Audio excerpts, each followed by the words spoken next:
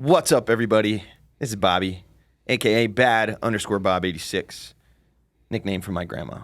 Nice. We're back here in Las Vegas, Nevada, baby, for another great episode of Fight Junkies, and I got two awesome gentlemen in the house. One of my brothers I just found, a fellow combat vet. Yes, sir. We got the franchise sports in the building. Mm-hmm. Yes, sir. In the building. We got the host of the Main Event podcast, Kalani and Griffin Kemp.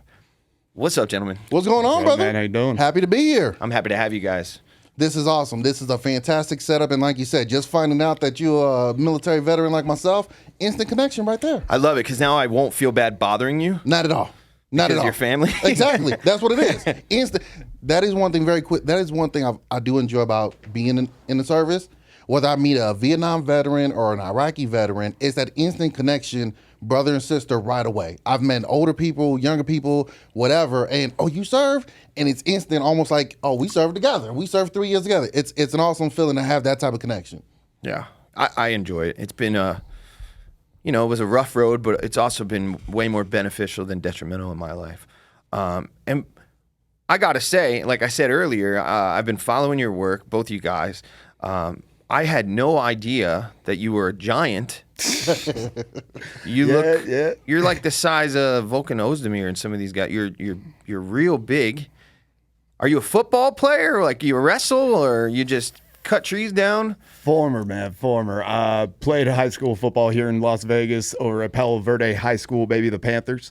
Then I actually went out and played D1 college football for Cal Poly. Graduated in 2021 and then came right back here to Vegas to do the work. You know, we have Gridiron Junkies. My good friend George, who is next door. Oh yeah. He hosts that show. He's from Vegas. I believe he played high school ball here too. Yeah. Yeah. And then I had Eric Nixick, who was also from Vegas, Ngannou's coach at Extreme Couture. Oh, and nice. he played football. I guess football's big out here. It's growing. It's definitely growing out here in the last few years. There are a lot. In the NFL, they just had in the draft, like 3 guys get drafted who went to high school in Las Vegas. Yep. The most for one particular city in the NFL draft. So it's growing. It's growing out here. You know, I see guys like yourself, and I had this conversation with Sean Merriman from the Chargers. Imagine if you guys, like post-college, decided, you know what, I'm gonna just go into MMA.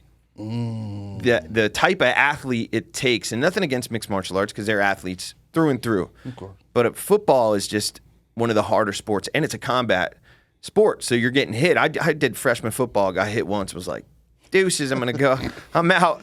That would be a crazy world if everyone that didn't get drafted switched over to go to mixed martial arts. Yeah, someone like an Arian Foster went undrafted, Houston Texans running back. He was talking about maybe he could be a werewolf if he went into it. Well, I always thought about someone like J.J. Watt. Like after that whole Brock Lesnar build, granted, he was a first-round pick, and he's a Hall of Famer. Yeah. But I was just thinking, like, what if after football he said, hey, I'm going to take about 2 years to really train, get my body right. I'm going to give MMA a go. What about the one guy? Are you talking about, I was thinking just now, Dominic Reyes, I believe, played. Brendan Schaub. Yeah. Eric who's Andre. the guy who's actually in the NFL? He has a bad rap because he. Oh, the hell's his name? Hardy. Greg Hardy. Greg Hardy. Yep. Yeah. He's got a bad rap. He's starting to get a bad record because he's getting knocked out. Slump lately. I will say, though, you have to admit, I mean, the man was in the NFL, played. He had a pretty decent career before he was over with the NFL. And then his transition to MMA, as good or bad as he's doing, you made it to the UFC. You fought for 2 of the biggest sports promotions in the entire, world, really. So that's gotta give respect to that. Yeah, going bare-knuckle. I went to the press conference at the Palms and met all the BKFC guys and was hanging out with them, and it's different. How do you guys feel about bare-knuckle? Go ahead, Griff.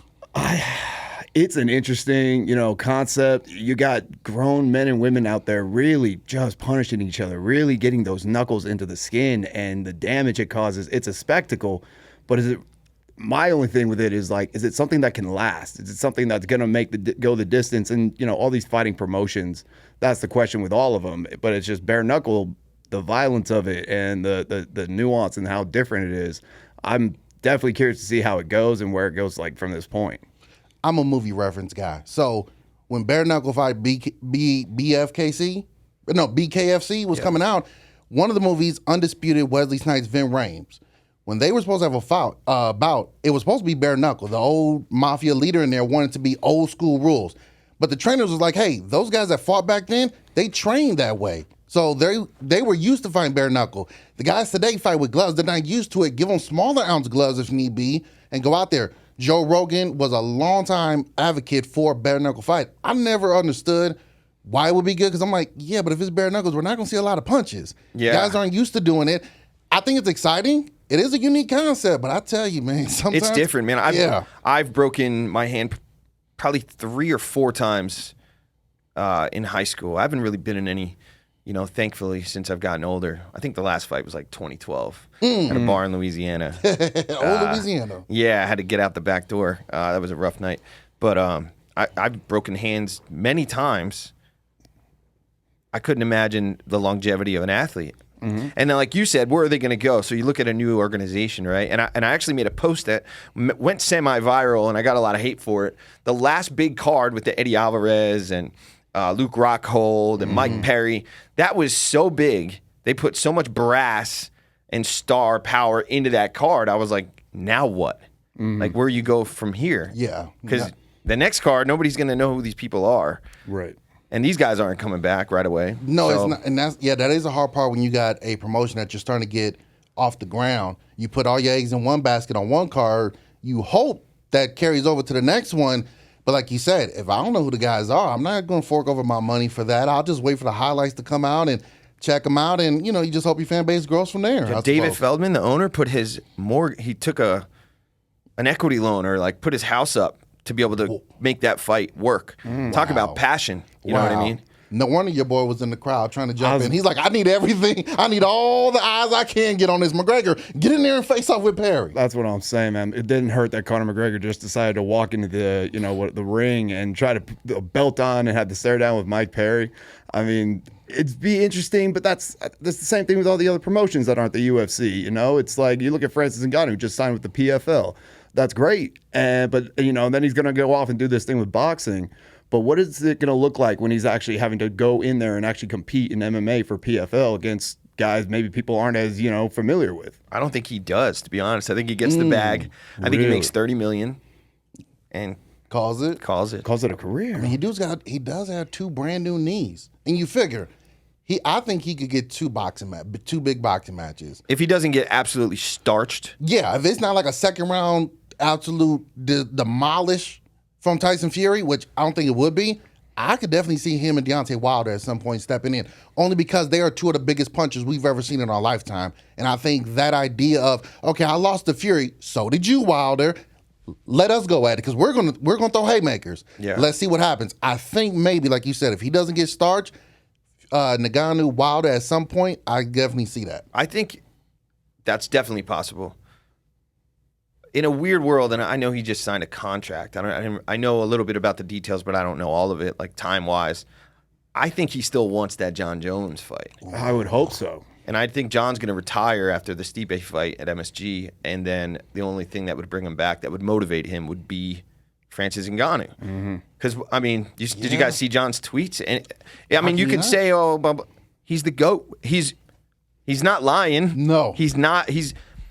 In the last 11 years, I think, every single time he's fought has been a championship fight. Not just that, but then you think, not only championship bouts, look at the guys when he was coming up, when he was a light heavyweight champion, and since he's dethroned all of these guys in impressive manner. It's only been, 2 or 3 times he actually had a challenging bout. Every other one, he made it look like they were wet toilet paper. Yeah. They weren't strong enough to be in there with him.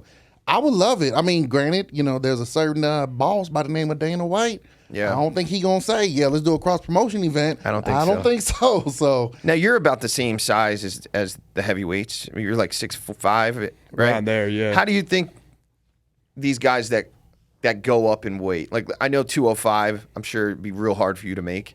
Oh yeah. Yeah, you're probably like 240 on a good day, on a light day, somewhere around there. But what do you think the weight? Like, let's say we got UFC 291 in Salt Lake City, Utah. I know we're going to get into that. Of course. So being an athlete and being a larger athlete, how do you think the weight from 185 to 205 is really going to fare? Because you've probably had guys that were like, I'm going to come up or I'm going to play a position against you, and they had never before, and you just ran through them. Because we're talking, this is the biggest separation in weight in any of the divisions for Poetan. Right. 185 to 205. How do you think? And let's break that fight down. You guys want to talk about that fight? Let's do it. Because I like having a big guy in because it interests me. Because people, they think they know the strength and how the weight is until you're in there with someone like yourself, and it's like, oh shit, Oh, this is real. what happened?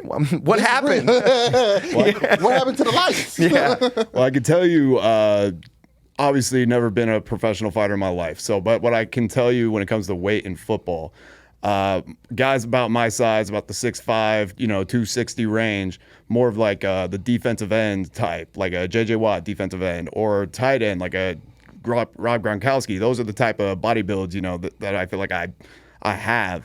But then you have guys who are like the D tackles and the guards and the centers. And tackles themselves in football are the most ginormous people on the field. You got the left and right tackles, they'll range from about like 6'6" to 6'9" to about 330, 320.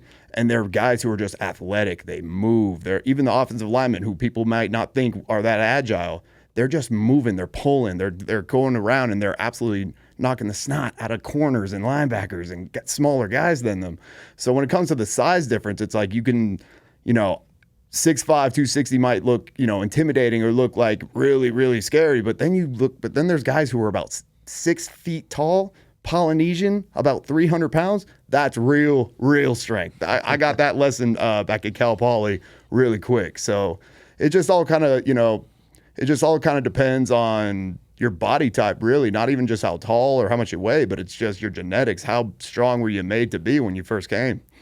and I think Poetan's built for it. Yeah, really. So it's, excuse me, it's just one of those, for an example, like when we saw Izzy try to go up to 205 and take on Blahowicz, Izzy can make 205, but when you see them in there, is the size different, the strength difference. Yeah, maybe if it was like 195, maybe it's on a little bit even playing field, but it gets to one of those where it's like, son, I'm just bigger and stronger than you. You guys remember when Forrest Griffin and Rich Franklin fought each other? Yeah. Mm-hmm. Forrest Griffin looked like he was a heavyweight in there. Like he looked like a gorilla bear in there. And I just put two species together, but he looked ginormous from his back. And when him and Rich were engaging, and you're almost like Pre-USADA. Yeah. I mean, look, I'm just saying, I went by the rules at the time. Hey, I have been known to take TRT here and there. You know, I'm getting older, so Yeah, you gotta do what you gotta do, right? We're not getting tested. Yeah. No. But I'll say though, kind of how you reference Izzy Adesanya when he moved up and he fought Yon, I think it's a lot different for Poetan. yeah, Poetan looks way bigger than Izzy. Yeah, absolutely. But the things like, if y'all remember in that build up to the fight, Izzy came out and said, "I'm not going to put on weight. I'm not going to cut weight, obviously, but I'm not going to put on any extra weight." He felt like he didn't need to. When you have Poetan over here, he is naturally a big old dude, big, nasty, with the power and everything.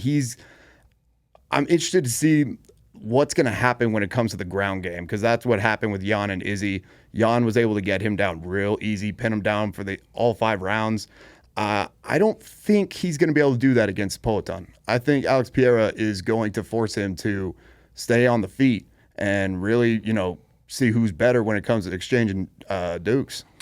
I could see that happening, but I agree but Izzy took him down, Yeah. which makes me believe that Jan's going to. But if we look at the grand scheme, we're talking about the co-main event under the BMF, right? In Utah this coming Saturday. Yon Blahowicz, former 205 champ, going against the former 185 champ in a division that's kind of been cursed, and there's a vacant belt right now. Yeah. It really has been. I got a question for you guys, because I was thinking about this yesterday. If the scheduling was different, if the BMF belt didn't exist, do you think that they would be headlining for an interim, and then we'd have Justin and Dustin under them as a co? Like, I don't know why it's not, in my opinion. And because you got 2 former champs, or who we know would be clearly the number 1 contender to fight for the belt. Mm-hmm. So why not get a clear, concise interim champ, and then you unify the titles? I think that's what we were talking about on our show on the main event, saying like, yeah, okay, it's an unfortunate circumstance. He pointed out a good one. He's like, yeah, but usually when you do that, the bigger title is going to be the main event. And I think, like you said, with the BMF already there, it's like, yeah, we kind of can't put you. I don't know why the UFC thinks. Does that really matter to you guys? Like, if the light heavyweight championship is the co-main event, but the middleweight championship is the main event, does that really matter to you guys? I go off of who's the bigger draw. If the middleweight champion is a bigger draw than this champion, even though you're a weight class above me, I should still be the main event. I don't get why the UFC feels that what the bigger titles have to be in front of the smaller ones if it's going off that. I don't understand. What do you guys think? You're a boxing guy, right? Yeah. How is boxing? Boxing is who's the big star. Rarely do they ever go with the well-known champions. You know, boxing has 17 belts for every division, which is mind-blowing. But whoever the bigger star is. So if it's Fury on the card, like we talked about with Ngannou, he's the main event, obviously. But let's say if you were a heavyweight champion that was lower, you had a lower belt, no, the middleweight champion is going to be up there. Canelo's going to be up there. It goes off whoever is the draw. Who's the guy everyone's coming here to see? Everyone else falls in line under there. So I think they've done that in some aspects, but it's not frequent. You know, like I remember, and they do it a lot with the women's too, with the women championships. They're clearly, even if it's a bigger anticipated fight, more on the line, they'll still put them, unfortunately, below like a 125-pound, flyweight belt or something, which I don't agree with. Unless it's Conor, then they're always going to be. If it's Conor, you have no choice. Forget about it. Yeah. And if any of you watching think for a second that if Conor beats Chandler, he doesn't get an immediate title shot, stop watching the show. That's what I've been saying. UFC, the second they can give Conor a title shot, it's gonna happen. Yep. No matter what. I don't care who the champion is at lightweight. He's never gonna touch featherweight again. Conor will never go down there. But welterweight, that could be an option for him too. And for a second there, during the whole debacle with Kobe Covington becoming the backup fighter for Leon Edwards and Usman, and then him kind of jumping the line, people were really speculating, and I was one of them, that is this all getting set up just so Conor is going to be the first man to hold 3 belts? Not simultaneously, but 3 belts at certain points in 3 divisions. That's obviously Dana would love that to happen. Of course. Mm-hmm. But I think they need to really, and I won't say protect Conor, because I was with Chandler at UFCX for a little bit talking to him. Beautiful guy. Mm-hmm. Handsome. yeah, Chandler, you're a stud. he's taking care of himself. Yes, sir. You're a little too tan. Oh, no. Slow it down. Yeah, he's an 86 baby too, so we're the same age. So I can't say they're protecting Conor, because Michael Chandler's a complete Terminator. Very much so. But they also, so the mystique of Conor, I think if he loses again, I don't know. We're okay with the last loss because he broke his leg. Yeah. And we were okay with him coming back after a long layoff, fighting arguably one of the greats and losing. We're okay with that because he had been out. Yeah. If he comes back again and he loses, I just don't think that the fans are going to be, it's not going to be one of those Conor McGregor moments. Mm-hmm. There's something about a Conor McGregor fight week that just you cannot replicate with any other fighter. I think it goes away if he loses again. Absolutely. And I mean, just off that topic real quick, rest in peace, Sinead O'Connor, who passed away yesterday. Most fans can recognize her if they don't know her music already. She was the woman who sang Conor McGregor out when he went out to fight Eddie Alvarez. Was it ever? No, it was Chad Mendes. It was Chad Mendes. International Fight Week. Chad Mendes was a late replacement for Rafael dos Anjos. Oh, I thought she sang at MSG for the champ belt. I'm probably wrong. She might have. It's just that walkout with Conor is the one I always kind of remember, because it's one of my personal favorite walkouts, and it perfectly. If you go and look at it up in YouTube, it perfectly captures just how iconic and absolutely insane Conor McGregor, the mystique of Conor McGregor is. He comes out to a live musician singing him out there with the entire crowd, going crazy. The ole, ole, oles when he's out there in the fight. It's crazy. It's the reason that he's the biggest star the UFC has ever had. And for a while now, for some time, I think he's going to be the biggest. I don't know if we're going to ever see somebody who reaches that level. But I do agree with you that if he takes a loss in this next, whenever he's able to get back into the octagon, whenever he fights again, if he doesn't win, it's gut, and I'm a ride or die. Oh, I'm a Connor Dick rider for Oh yeah. sure. Oh, absolutely. Oh no. Oh, you're Don't outmatched. say it so. Oh. No. Oh, let's go. No. I mean, I've been following this 20-something years, but yeah, I'm definitely a. Now, don't get me wrong. I got 3 pictures with Conor McGregor. I've stood in line to meet this dude or watch his open workouts. I'm a fan of him as well.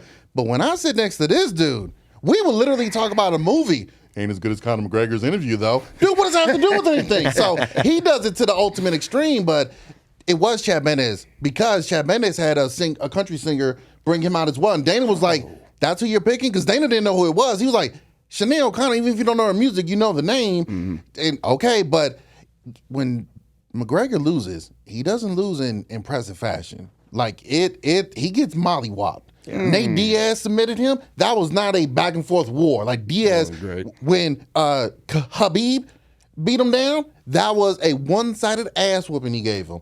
Poirier knocks him out. So it's one of those where McGregor's either gonna knock you out in impressive fashion or he gonna get mollywopped. And honestly, I think he doesn't even fight Chandler. I don't even think he fights. I think he waits to see, does Kobe Covington beat Leon Edwards? Because if so, 170 next year. UFC 300 in March. I'm just saying. It lines up perfectly.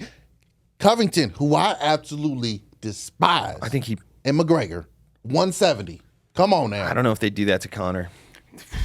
I think, Connor has to prove more, though, at welterweight. I mean, his only 2 fights or 3 fights technically was Nate Diaz and then Donald Cerrone. Yeah. It's the UFC is going to push Connor no matter what for a title shot, but they have to have some kind of sense to it. They have to be able to say, look what he just did to so-and-so at this weight division. What do you mean he doesn't deserve a title shot? Like, all they really need him to do is get one fight. Yeah, if he starts as Chandler.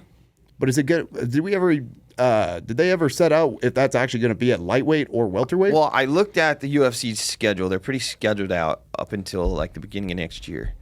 And the way the lightweight division's going right now, Chandler and everything I've watched with him, he's smart to wait. Because you could go fight 3 times in the next 12 months and it's still not going to be that same amount of money you're going to get when you fight Connor. So panty night. Yeah, let's just say right now it's July and let's call it August. Let's say August, September, October, November, December, right? That's when he could be eligible to fight. So January, February, March. What's 3 more months? So if you're eligible, I want 3 more months to train. I think we see Connor and Chandler headline UFC 300. Ooh, that's a good one. That's a good one, especially if we're talking about having some particular billionaires on the undercard.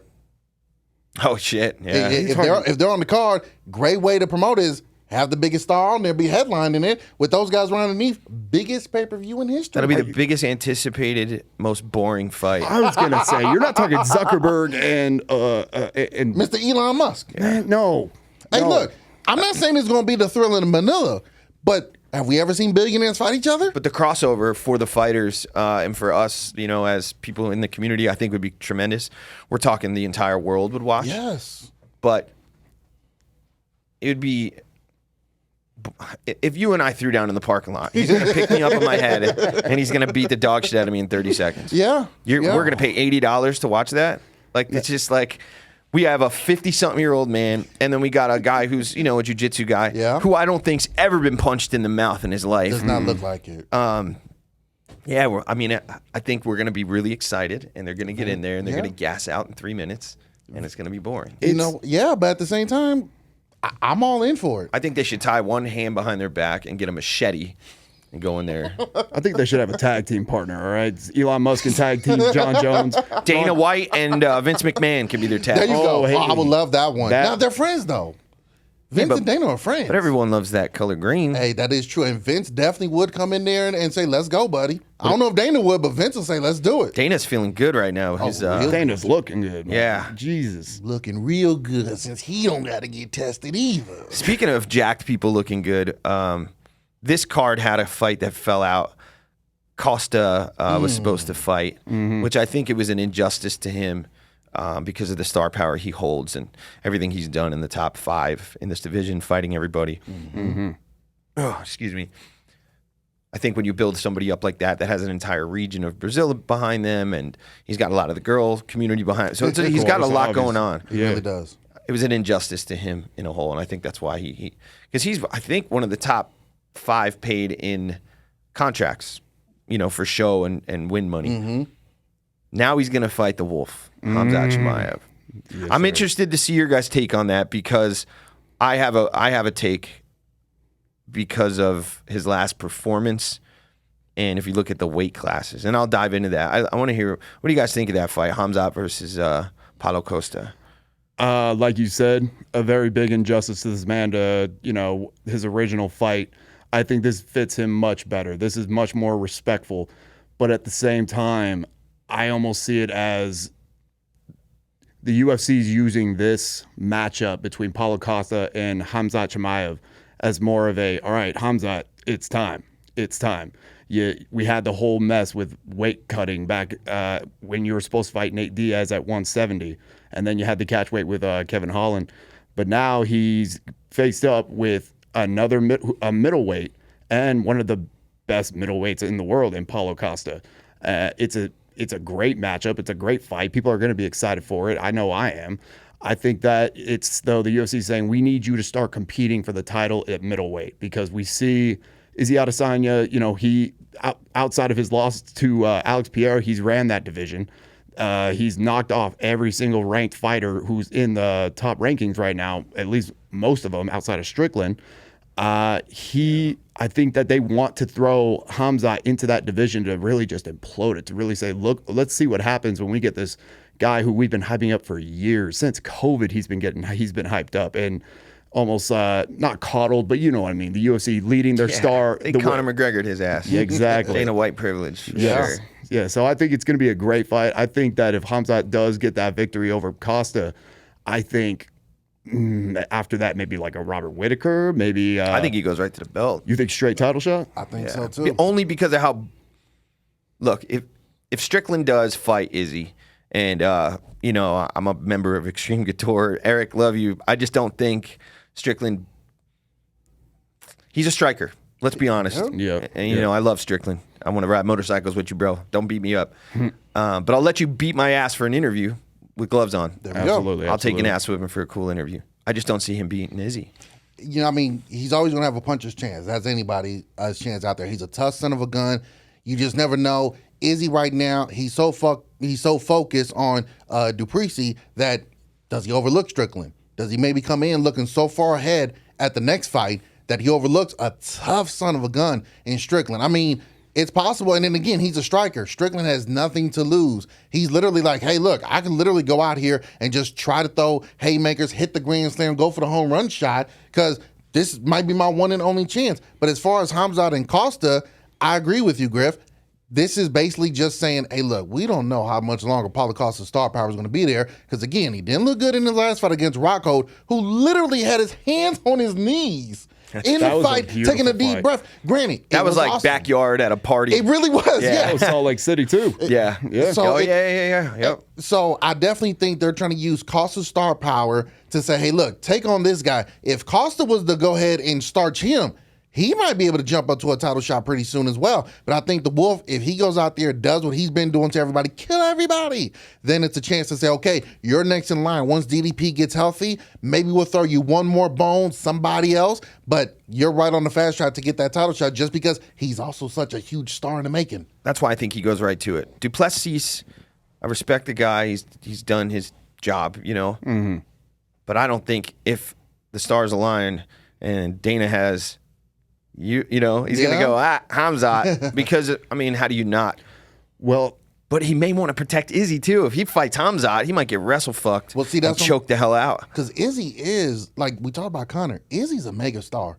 He's the highest-paid active fighter right now. He's a big star for the UFC. His entrances, his interviews, his fights sometimes can be whatever, but his opponents also got to contribute as well to putting on exciting fights. But he is a mega star, so like you said, do I really want to throw him out there just yet? Especially when I know I got DDP here, and maybe I'll try to save that fight for whenever we do UFC Africa, maybe, to see who really is the African king.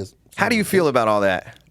Because you're a fellow combat vet, I can ask you. What a piece of If I just met a black man, I wouldn't ask him that question. But you're a war vet, bro. I can ask you that. Because I spoke to a friend of mine from No Jumper, I won't say who, pretty big star over there, and we had a 30-minute conversation about this behind closed doors. And how did you feel about how that all went down in the octagon? When Izzy jumped in there and said what he said, I felt like he pulled his card right there. I felt like he punked DDP right there on the spot and said, "Oh, you've been talking all this mess. You've been trying to get your name out there, which smart, good for you.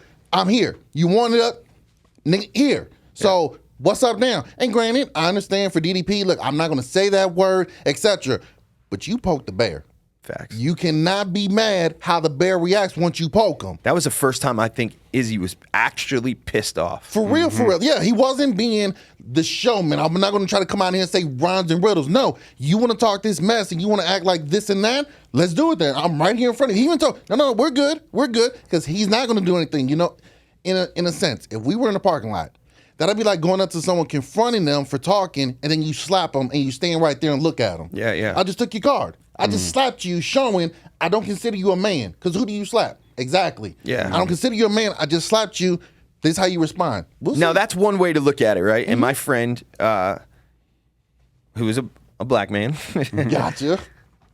wasn't just me and another white dude behind closed doors just talking other things. How do you feel about that? This whole race thing is just... So our perspective and his was, if I see, like, I've seen these Karen videos, you know, and we'll get off this topic, but I'm so glad you're a vet too.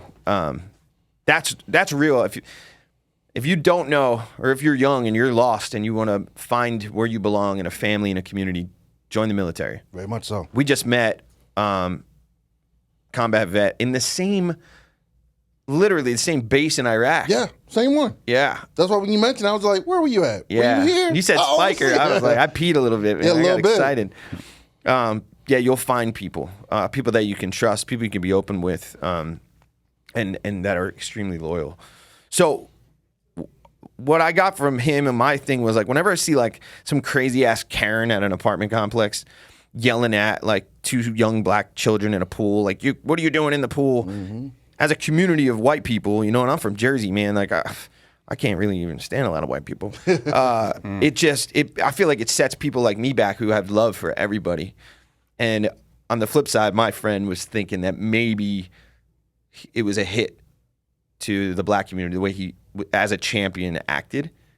So what do you feel about that? And then we had like an in-depth conversation, you know, about this. You know, I love the sport of mixed martial arts, just like I love pro wrestling. Sometimes the other fans who like it, they show their ugly side sometimes. Yeah.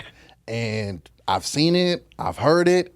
It is what it is. I don't necessarily think it set black fighters or black champions back, but it's one of those situations where it's like, see, that's why we can't put them out there. We can't allow them to do whatever. And I'm not saying it's a big conspiracy, but in hearing that and thinking about it, it's like, yeah, I get it, man. You in the moment, but just take this out. Just take that out. Whatever you're doing is fine. But then at the same time, it's like, yeah, but don't you guys cheer when McGregor was saying all the stuff he was saying to Khabib? Oh, that's totally fine. It's totally fine when Tito and Chuck had their stuff and they were saying personal things. Oh, we think it's funny when Chael Sonnen calls the Nogueira brothers dummies and special ed. And this is the fight, but shut up. I've said wild shit to people I'm going to fight. Very much so. I think he was I think he should have smacked him in his mouth. I do too. Outside of everything he said, that would have been the cherry on top. But I just find it interesting when all these other people who look a certain way say crazy stuff. Right on. Good stuff. When certain people say crazy stuff, oh no, that's a bad look. Don't you? It's like. And I loved how Dana handled it. He's like, what do you mean? Who gives a shit? Yeah. He's like, he's black. Yeah. Who said it? Is he? He's black. Shut the fuck up. When he said, what was said? He was like, he's like, who said? Yeah, who? Like, David, you was right there next to him. Like, wait, what happened? You really think he didn't know what they were talking about? No, but you also got to think. Hey, I'll give him a credit on this. There's a lot Dana has to go through. We already hear at the press conferences he's like basically deaf in one ear. There's a lot going on. I'll give him the benefit of the doubt that in that moment he probably just like, man, I got so much stuff going on. I'm got this. It's horrible. I mean, even at the Apex, I've been there a bunch of times. he can't even come and really sit out near the cage a lot. He'll stay in his room in the back. He can't walk 5 feet without just being hounded by everyone. Everybody just wants a piece of him, you know? And it's hard. I mean, his secretary, she's shout out, you know, she does great. But it's just hard. He's got so much going on. So we're bringing up all this stuff with Izzy because Izzy might fight Strickland, and then possibly if, you know, Chimaev wins, he'll fight Izzy. I think that division is one of the most on fire right now. Yeah. But let me ask you this. The 170-pound division is drastically smaller in a lot of ways than 185, right? A lot of these 185ers could be 205ers. Good. Hamzat just fought Gilbert Burns, who used to be a 55er. Crazy. Crazy. And looked like he was in trouble. Yeah. So now we're talking about another Brazilian, just as talented, 25 pounds heavier, and maybe a little meaner. I just don't. It's either going to be he's going to double leg him and he's going to be, you know, choke out Costa quick, or I think if he tries to stand and bang and play that game with Costa, I think he's going to get fucked up. I think, like, you know, El Dorino Burns is, you know, even though he used to be a lightweight, that boy is something different. All right. Gilbert Burns is one of my top favorite fighters in fighting today, just because of how tough he is and just his demeanor and how he goes about everything. I think that if you put Hamzat Chimaev in the ring with Paulo Costa, I think he's going to do well. I think it's a problem with Hamzat that how he's been winning all of these fights has been just so dominant. And people before were arguing, well, you know, these are no names. People, we don't like, what does that matter if he beats who and who? But then he fights Kevin Holland after everything that happened with Nate Diaz on that card, and he does the same thing. He gets him out of there real quick in the first round. I think that putting him at middleweight against a guy in Paulo Costa who is not going to go down easy. He's going to be a handful to try to get down onto the mat and try to do all the smashing, you know, that he loves to do. I think that, you know, it's a really good matchup. It's his first honest challenge, to be honest with you, during his time in this UFC. I think he got humbled in the last. So it's either going to be one way. He goes in there with that fighter mentality, a little bit of fear in his heart because he knows what just happened with the other, you know, fight. Or he's going to be overconfident, and the same thing's going to happen that happened with Gilbert. I think he thought he was going to run through Gilbert. He thought. He thought he was going to run through him. And he just kept showing up. Yeah. So, official predictions, who you guys got? Costa and Chimaev? I'm going with Costa. Really? I'm going with Costa, man. The secret juice. It's real. Can we get a round? No. I'm not doing 2 minutes and 13 seconds. Fake left head kick with a right. Costa. You're just saying Costa. I'm just covering myself that way. If it goes the distance, hey, I picked him. I got you. Damn, that's hard. I think Hamzat. I think I'm going Hamzat with that one. I think there's a reason the UFC has been building him up to be the star that they need him to be. He is got some type of animal, dog, wolf, whatever you want to call it, inside him that he's levels above these other guys. And I think Paulo Costa is going to be the first showcase where it's finally, he's finally arrived. Where the UFC wanted him to go, he's there if he gets that win over Costa. What about you, Battle? I love Costa, man. He cracks me up. He's the best. You know, if I could be reincarnated after I die into a sexy Brazilian, it would be Costa. I would not be mad. Mm-hmm. He's a beautiful man. He is. If I didn't love vagina, my wife's so much, Costa would be the guy.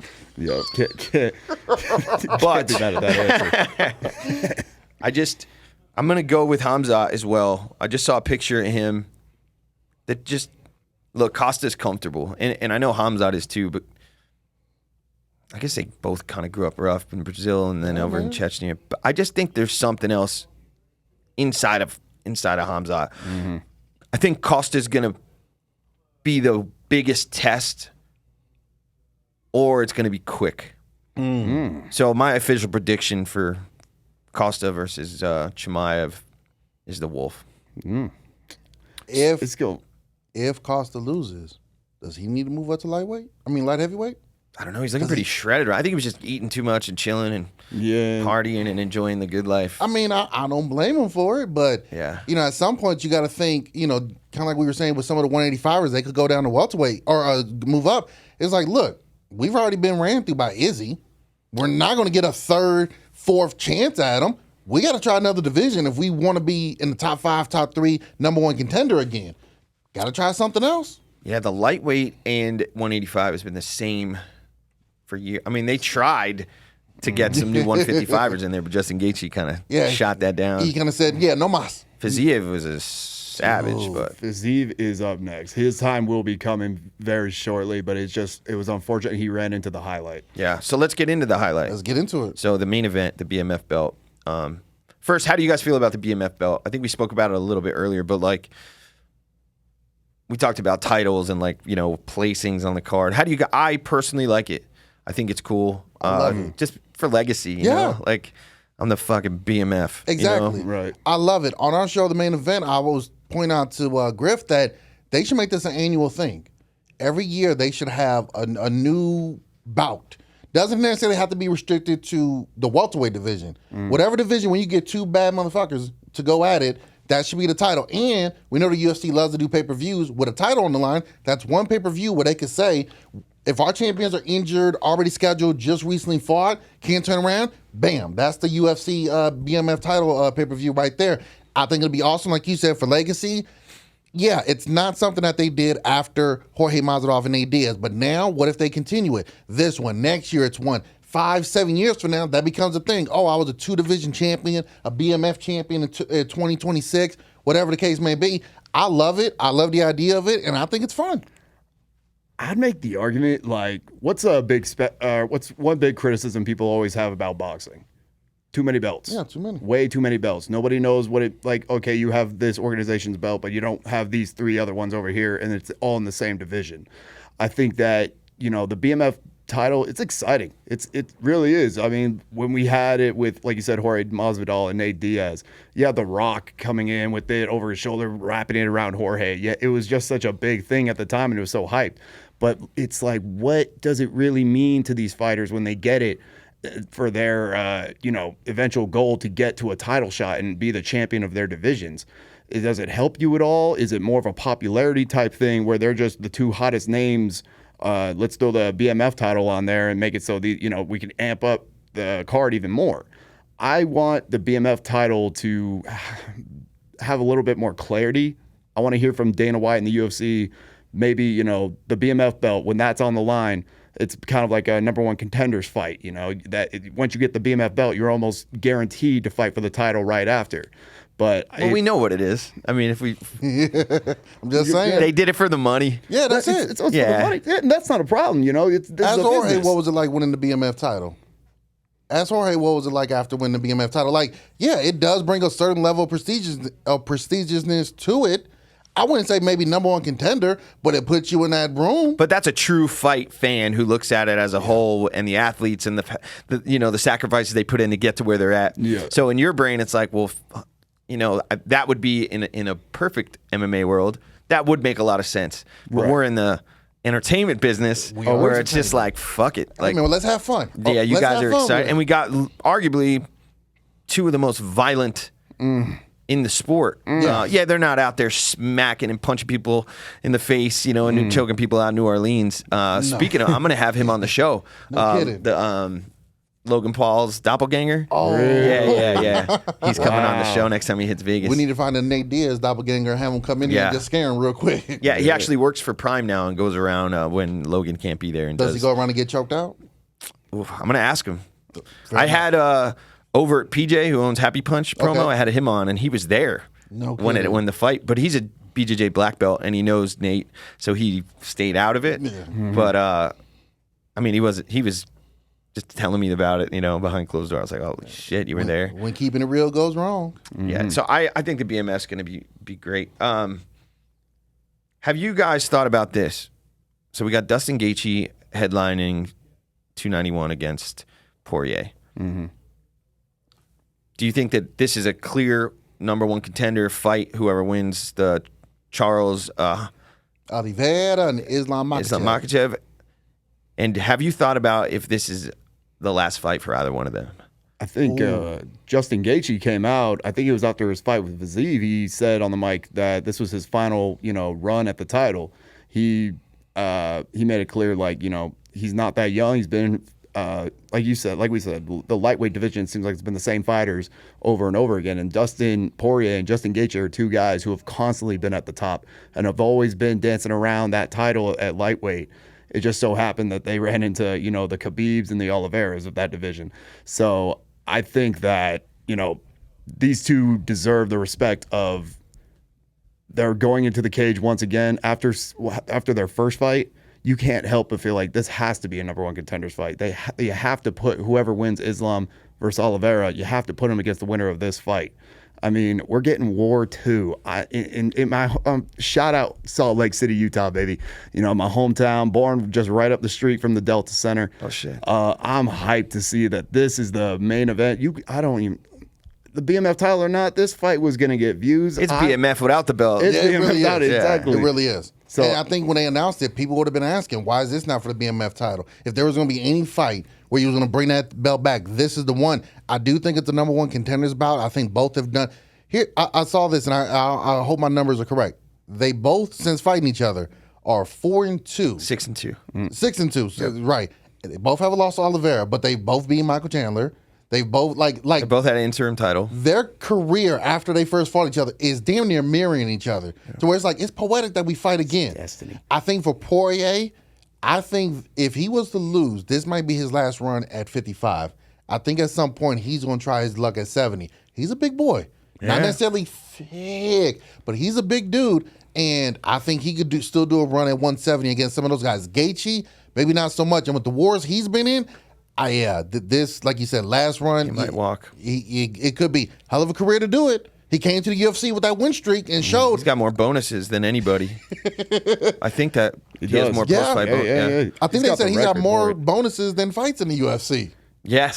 So it's this dude, every time he steps in the cage, even when he says, I'm going to do a different fight style. Okay, Justin. Okay, we'll just wait. Well, I got to throw it out there. If Justin Gaethje does retire, and I hope he doesn't. I love seeing him fight. The highlight is tremendous to watch. Amazing. But if he does, I got to reach out to him and his people again because he has a nonprofit where they play golf with disabled veterans like us for mental health. And I want to go out there and shoot a good 137 and lose 17 balls and have a fucking blast, slam some happy dads and have a good time. So what better way to do it? Yeah, I think that's great that he does that. It really is. Doing something that you love and helping vets at the same time is... in the years in growing up and obviously us being veterans, once we get out and we look at some of the programs, there are a lot of people out there who are trying to help out as much as they can with what they can. And there's even more out there that are just trying to get money, acting like they're fucking helping. There is quite a few of that, which is unfortunate. We get $1 out of every 100. Yeah, but we do. It's like, come on, man. All right, we know what it is, but it is also that he does that. In fact, a lot of these fighters, they get in there and they're putting their lives on the line, gladiators and warriors to fight each other. But when they step out, they're some of the nicest people you meet.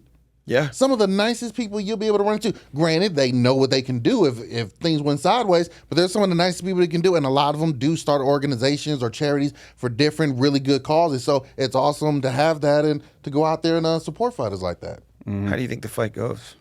War 2. War. Yeah, you think it's... I think it's either one of them gets TKO'd or KO'd in the fourth, or it's over quick. I don't think it goes 5. I think Dustin's going to try to keep it technical at first. Because I think Dustin realizes that the last one is good, but this dude is always dangerous. I can outbox Justin Gaethje. I can stick and move, hit him with some heavy shots, wear on him. He's going to get frustrated and resort back to his natural habitat of just trying to come forward and attack. For Gaethje, I think he wants to stick to the game plan of leg kicks, slow him down. That's going to be his biggest weapon. He's got to throw those heavy leg kicks at Poirier to slow down that movement. So if he could get that going, then maybe he can implement his game plan more. But if Justin doesn't start off with leg kicks early on in that first round, it's going to be a long night for him, I think. I agree. But, I mean, you look at their first fight, and that was kind of the problem with Gaethje is that he was way too heavy on those leg kicks. And eventually in the fourth round, he threw that one leg kick, and Dustin was able to counter with that hook, and it was over.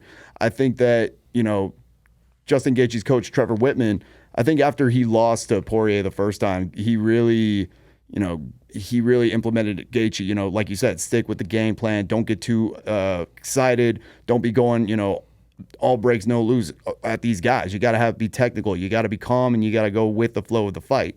So I think in this one, I don't think he's going to be as heavy with those leg kicks. He's still going to implement them. You can't just throw that out the window, especially how good his kicks are. Gaethje's the hardest kicking man. I would think argue. he ripped he ripped Poirier's hamstring in the last fight. Yeah, well, I remember. Yeah, he did have a leg injury. I couldn't remember what it was, but yeah, I mean. So you think he's just a well-rounded, more calculated fighter now? I think he's well calculated, but he's still the highlight. He's still Gaethje. Look at the fight with Michael Chandler. The man will go to war. The man will put himself in the fire, no problem. So I think the fact that these two guys, the most violent men you can find in the UFC, who I would argue these two are the reason that the lightweight division for all these years has been seen as the best division or the most exciting division in the UFC.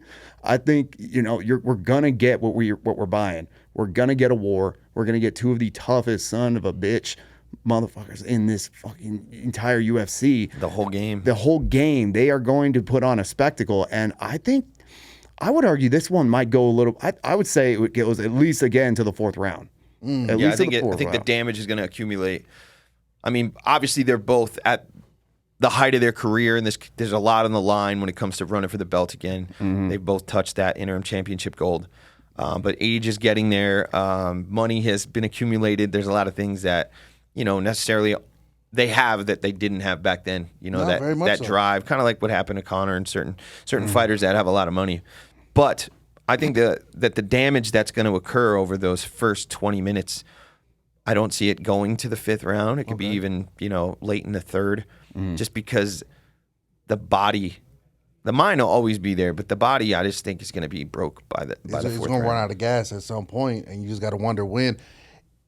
Do you guys think, because the BMF title's on the line, that there may be more pressure for, because I was thinking as you guys were talking, okay, what if Poirier came in there and tried to take Gaethje down? Or if Gaethje tried to take Poirier down? I know Poirier's a little bit better in jiu-jitsu, so maybe not, but what if to try to throw the other opponent off? I can see I'm going to try to wrestle him. I'm going to try to wrestle you out there.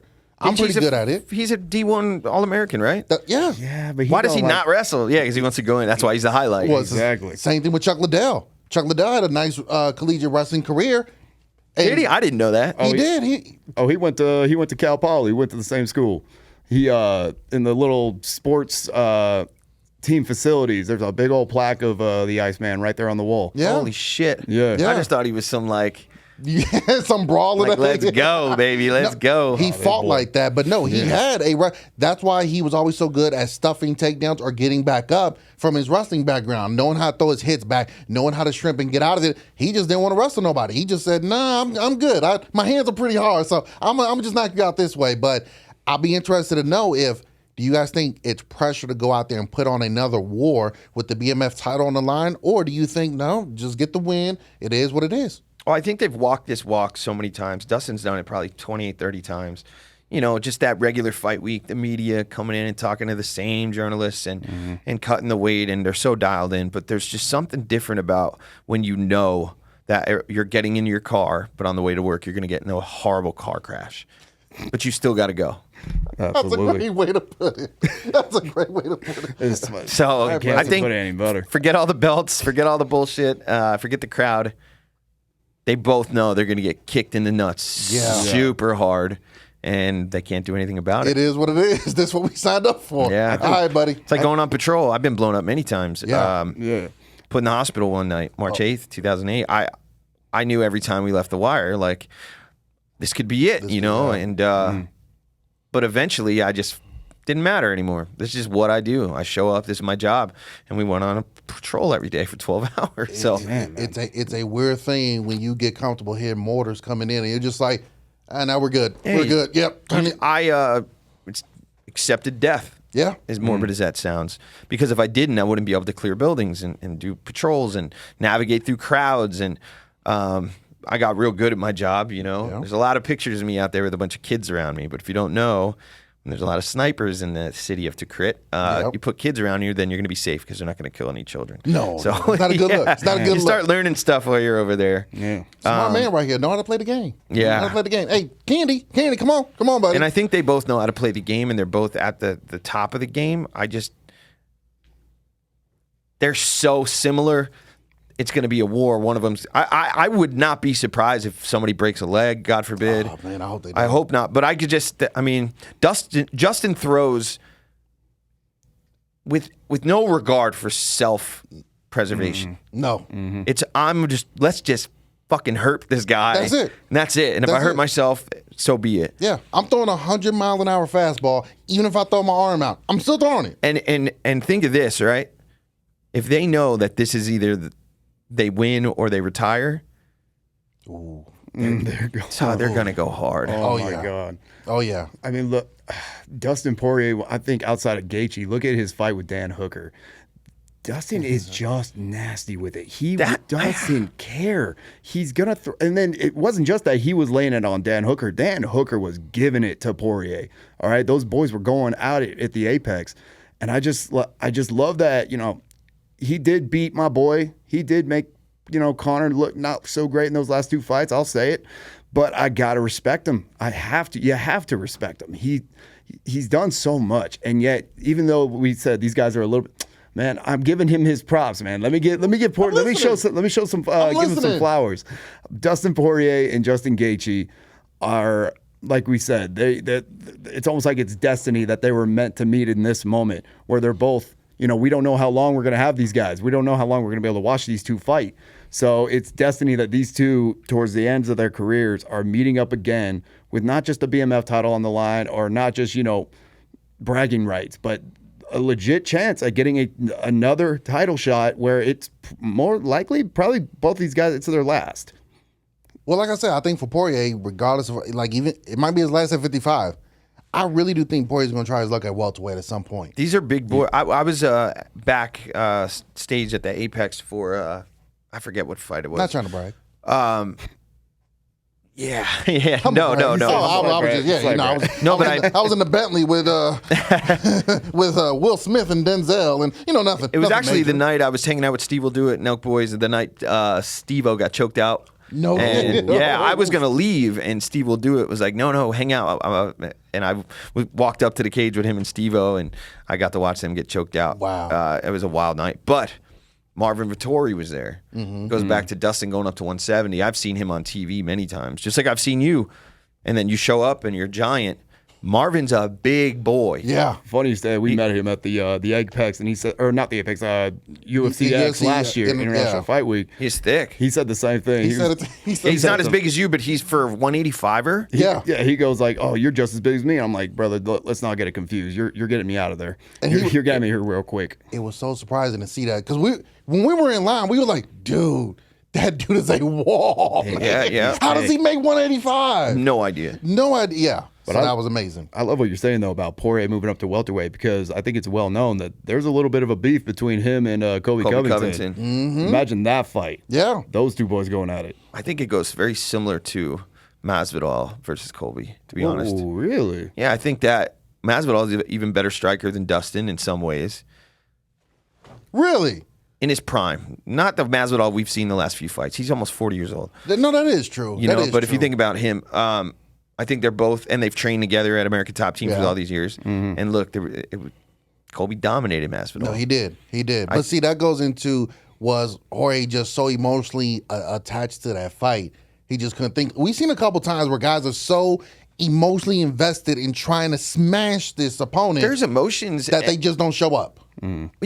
Either way, if you get a guy who played 1 year of D3 and they got to go run with you, played 4 years of D1, there's just a level of reps that you cannot make up for.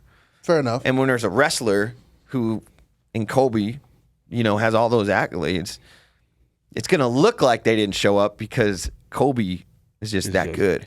So I don't know. I could see who do you guys got for?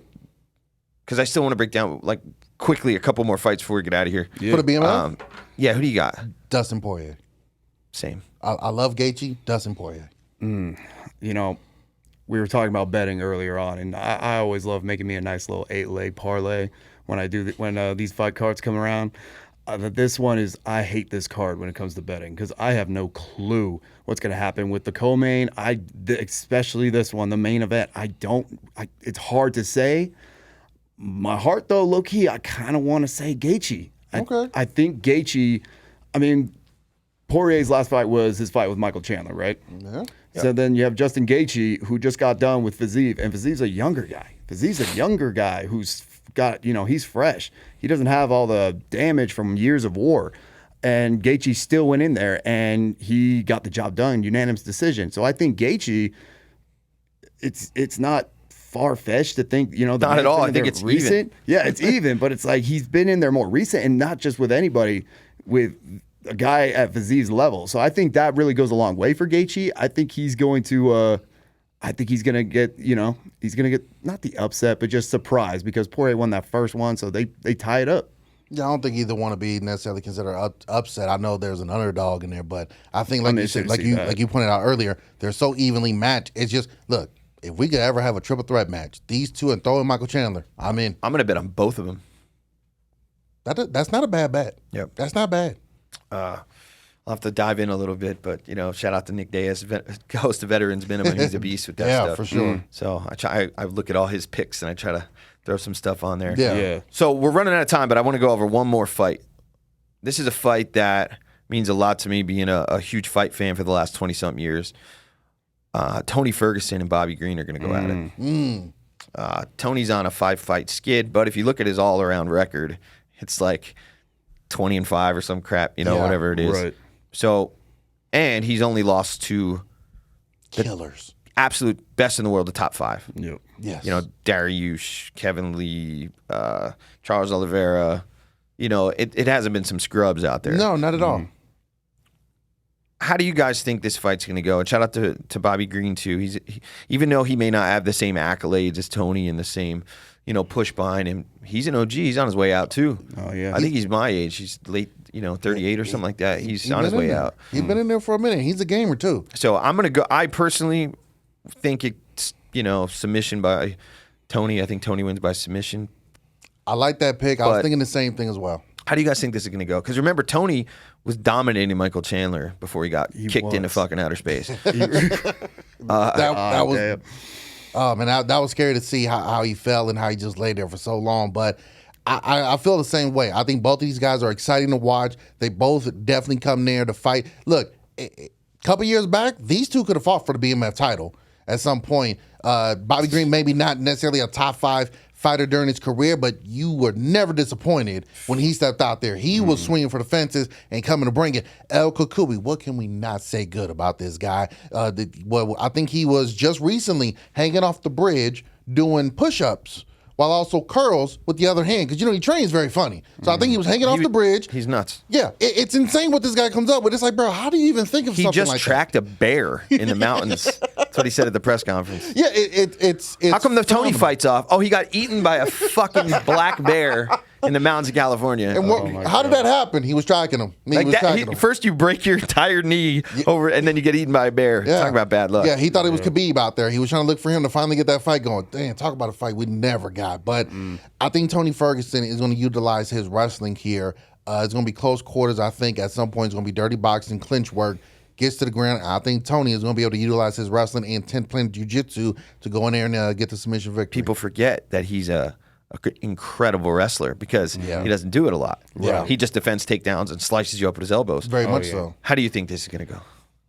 It's hard to say, man. It's been hard to watch, the last few fights of Tony Ferguson.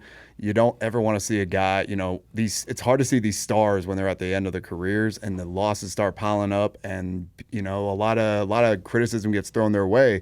People criticize Tony because they're saying, why aren't you not retiring already? Why did you not retire, right there with the Nate Diaz fight? And yeah, like you said, it could be the money. It's probably the money is part of it, but I think El Kukui he's a true blue fighter. He loves the sport. He loves to fight.